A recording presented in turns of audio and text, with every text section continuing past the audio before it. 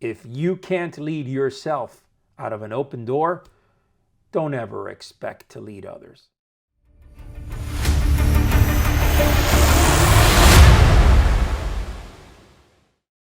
To me, as a man, one of the most important things that I look at every single day of my life is how I am behaving, um, and how other people around me are behaving. And let me kind of elaborate on that. I believe that each one of us really has an opportunity to make people around us better, right? And I really believe that the way that we carry ourselves and the way that we speak, the things that we think about, how we execute in our life really can be very powerful. It could be life-changing, not just for you, but for others around you. So let me give you a little bit of an input here, some feedback on some of the things that I've seen in my life. But more importantly, I go back to the police academy. And man, that was tough, because you're training new cadets coming through. Some of the cadets that were coming through were just college kids that had graduated, and all of a sudden now they want to be prepared for the street. They want to be prepared mentally, physically, emotionally for what the street is about to give them. And while we can teach police officers what is going to happen in the street and give them as much information as possible, the demeanor while they're in the academy is not easy, okay? To build the culture while they're in the academy is not easy to build. So a lot of times you have to reflect on yourself and you have to look at yourself and say, am I guiding these men in the right direction? Or these women, men or women in the police academy, but mostly men, okay? Am I guiding them in the right direction? When they are around me, do they feel inspired? Do they feel motivated? Do they feel like they have to execute at the highest levels? Because if they don't, that's on you. When you breed weakness, it shows in the people around you. So I'm going to say this, okay? Many men point fingers everywhere, except right back at them. They somehow feel like everybody around them is out to get them, like everybody around them are dickheads. But what they don't stop to think about is why that is. For what? Why are people around you constantly being negative? Why are people around you never executing at the highest of levels? Maybe it's time that you look at yourself as a leader, what you're putting out.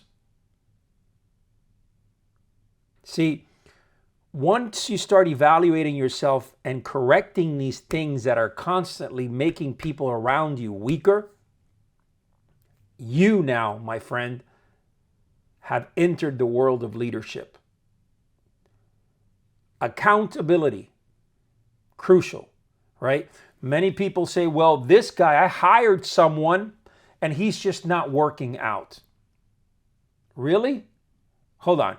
You hired someone, he's just not working out. It's as easy as that, right? Well, guess what? It is on you. It is on the team that you've built around your company. I don't believe for 1 second in this world that most people that walk into a job or that walk into an environment with a mindset of trying to help and trying to be a good person and be the best version of themselves and try to bring the company to higher levels and so on. When you get hired, most people that I know want to do the right thing. But what we see in our world is immediately the bosses, right? The CEOs, the teams, the hiring teams, the training teams start pointing fingers. That person doesn't have it. That person doesn't have it.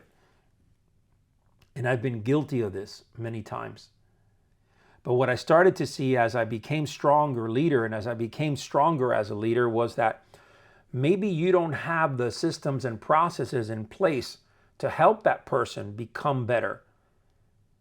Maybe it's on you. Maybe it's that weak side of your business, that weakness that you have in your business that you've never really turned your mind a little bit and focused on that.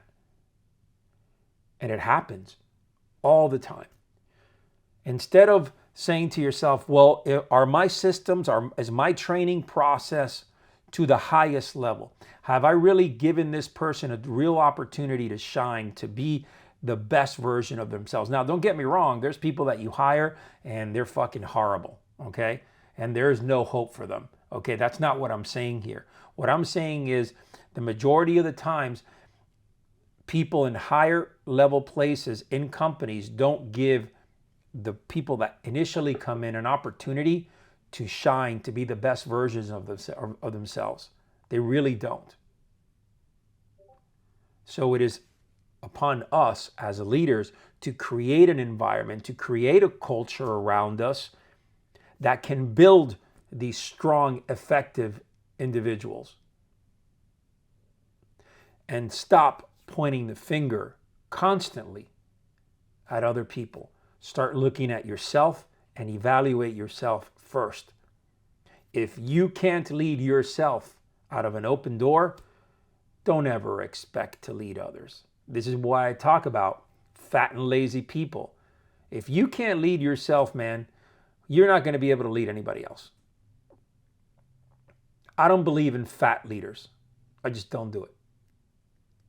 It tells me a lot about the person.